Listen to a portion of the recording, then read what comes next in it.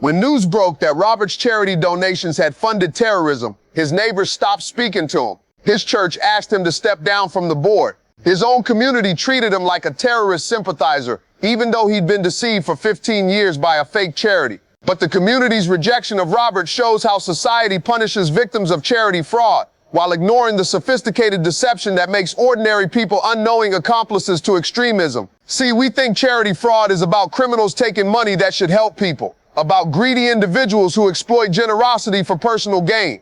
But what I learned from Robert's story is that some charity fraud is designed to turn compassionate Americans into unwitting funders of violence, and that our communities often blame the victims instead of understanding the sophisticated deception that exploited their kindness. Robert thought he was feeding hungry children for 15 years. He never imagined that his monthly donations were buying weapons and funding extremist operations while criminals used his compassion against innocent people and against himself. Let me tell you about Robert Williams from Phoenix. He's 51 years old, works as an accountant, married to Linda for 23 years, father to 2 college-age children, Sarah 22 and Michael 19. Robert is also a deacon at his Baptist church and someone who believes deeply in helping those less fortunate. Robert's charitable giving started in 2008 when he received a professionally produced brochure from Children's Hope Foundation, featuring heartbreaking photos of malnourished children and compelling statistics about global hunger. The brochure showed children who looked desperate and hungry, Robert tells me. As a father and a Christian, I felt called to help. The foundation's mission was to provide food, clean water, and basic medical care to children in war-torn regions. The Children's Hope Foundation appeared legitimate and established. Their materials featured endorsements from religious leaders, detailed financial reports showing how donations were used, and regular updates with photos of children who had been helped by donor contributions. Everything about the organization seemed professional and trustworthy, Robert explains. They sent quarterly newsletters with stories about specific children, updates on their programs, and financial transparency reports that showed exactly how donations were allocated. Robert started with a monthly donation of $200, but increased it to $500 as his income grew and his commitment to the cause deepened. He felt personally connected to the mission and proud of his consistent support. I calculated that over 15 years I could help feed and educate dozens of children, Robert says. It felt like the most meaningful way I could use our family's financial blessings to make a difference in the world. Robert also encouraged others to donate, sharing the foundation's materials with church members and friends. He felt like he was spreading both awareness and hope through his advocacy for the organization. What Robert didn't know was that Children's Hope Foundation was a sophisticated front operation designed to channel American charitable donations to extremist groups operating in Syria, Afghanistan, and Somalia. The organization used real photos of hungry children, but the money donated to help them was diverted to weapons purchases, terrorist training camps, and extremist propaganda operations. The criminals running this scheme understood exactly how to appeal to American Christians, Robert explains.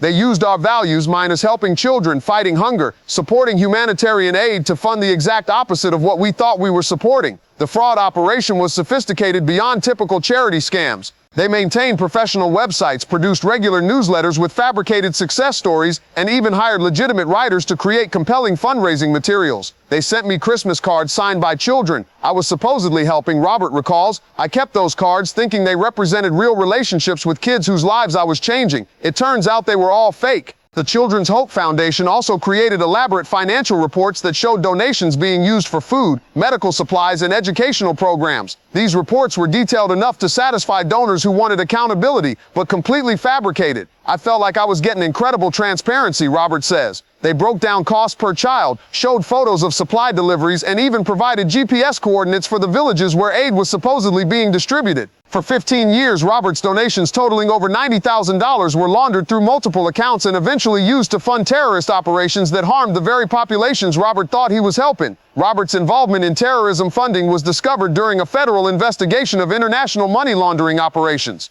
FBI agents traced donations from hundreds of American contributors to terrorist organizations through the Children's Hope Foundation network. 2 FBI agents came to my office on a Tuesday morning, Robert recalls. They showed me their badges and asked if I had time to discuss my donations to Children's Hope Foundation. I said, of course, thinking they were investigating the organization for some minor financial issue. Instead, agents explained that Robert had been unwittingly funding terrorist operations for over a decade. His consistent donations had provided significant financial support to extremist groups responsible for attacks on civilians and military personnel. The agents showed me documents tracing my donations through multiple accounts to terrorist organizations, Robert says. They had bank records, wire transfer receipts, and intelligence reports showing exactly how my money had been used to buy weapons and fund violence. Robert was devastated to learn that his charitable giving had caused harm instead of providing help. But his nightmare was just beginning when the FBI investigation became public knowledge. The agents assured me they understood I was a victim of fraud, not a willing accomplice, Robert explains. But they also had to investigate my finances and interview my family to verify that I hadn't known about the terrorist connections.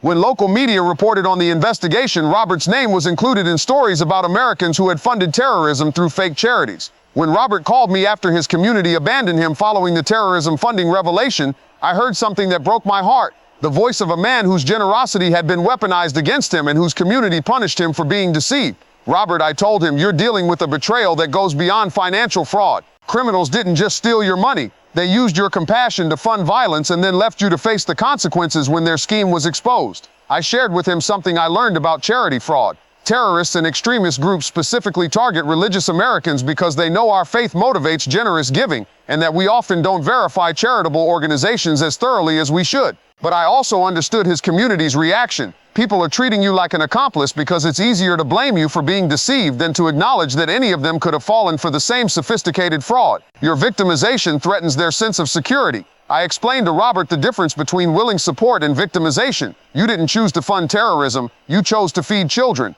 The fact that criminals redirected your charitable intent toward violence doesn't make you responsible for their crimes. Robert asked me how he could possibly rebuild his reputation when his community saw him as a terrorism supporter. I told him, your character isn't defined by how criminals used your donations, it's defined by how you respond to learning the truth and what you do to prevent others from being similarly deceived. Over the next year, Robert and I worked together on what I call fraud victim advocacy and community education, transforming the shame of being deceived into protection for other potential victims, while rebuilding relationships with people who understand the difference between victims and accomplices. First, we addressed Robert's role in the FBI investigation. Your cooperation with law enforcement isn't just about clearing your name, it's about helping them shut down fraud operations and protect other donors from similar deception. Robert provided extensive testimony and documentation that helped federal prosecutors build cases against the charity fraud network. Second, we focused on community education. Your experience gives you unique credibility to teach other people how to verify charitable organizations before donating. Your victimization can become other people's protection. Robert began speaking at churches and community organizations about charity fraud, sharing his story and teaching verification techniques. Third, we worked on rebuilding relationships. Some people will never understand that you were victimized rather than complicit. Focus your energy on relationships with people who can distinguish between victims and criminals. 18 months after the terrorism funding discovery, Robert achieved something he thought was impossible. He found purpose in his deception by becoming the advocate who helps others avoid charity fraud. I realized that hiding from my mistake wouldn't undo the harm my donations had caused, Robert explains. But educating other donors could prevent terrorists from exploiting more Americans' generosity. The breakthrough came when Robert's educational presentations led to the discovery of 3 other fake charities operating similar fraud schemes in his community. People started bringing me charity solicitations they'd received, asking me to help them verify legitimacy, Robert says. My experience with deception became other people's protection from fraud. Robert's advocacy work created meaningful change. Within 2 years of the FBI investigation, Robert's testimony helped convict 12 people involved in the charity fraud network. He developed educational materials about charity verification that reached thousands of potential donors. Robert worked with legitimate humanitarian organizations to improve transparency and accountability. He helped establish verification protocols for religious organizations distributing charity information. Robert's presentations prevented an estimated $500,000 in donations to fraudulent charities. He became a consultant for FBI educational programs about charity fraud. The Children's Hope Foundation network was completely dismantled, with leaders sentenced to lengthy federal prison terms. What Robert taught me through his charity fraud experience is that generous people can become unknowing accomplices to evil when sophisticated criminals exploit their compassion through fake humanitarian organizations. Here's what every charitable donor needs to know about protecting their generosity. First, verify charitable organizations through independent sources like Charity Navigator, GuideStar, and the Better Business Bureau before donating, especially for organizations you learn about through unsolicited materials. Second, be especially cautious about charities that focus on overseas aid in conflict zones, as these appeals are commonly used by terrorist fundraising operations. Third, legitimate charities welcome verification questions and provide detailed, audible financial information. Organizations that pressure immediate donations or discourage verification are suspicious. Fourth, religious faith motivates generosity, but it shouldn't replace due diligence. Criminals specifically target religious communities because they know faith-based giving is often less thoroughly researched. Fifth, professional-looking materials, celebrity endorsements, and emotional appeals don't guarantee legitimacy. Sophisticated fraud operations invest heavily in convincing marketing materials. Sixth, if you discover you've donated to fraudulent organizations, cooperate fully with law enforcement and use your experience to educate other potential victims.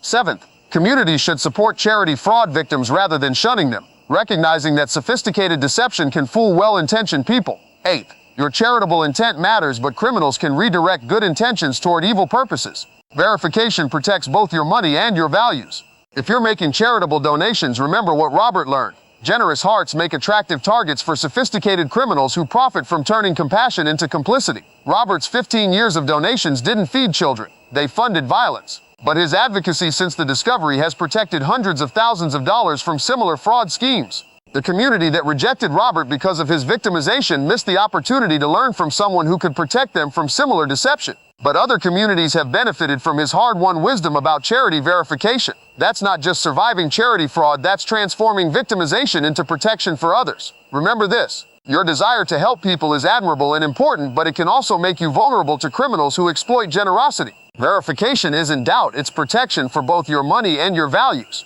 Robert learned what every charitable donor needs to learn. The most loving thing you can do is ensure your donations actually help people rather than funding the violence you oppose. When criminals use your compassion to fund evil, your character is measured by how you respond to that discovery, not by the deception itself.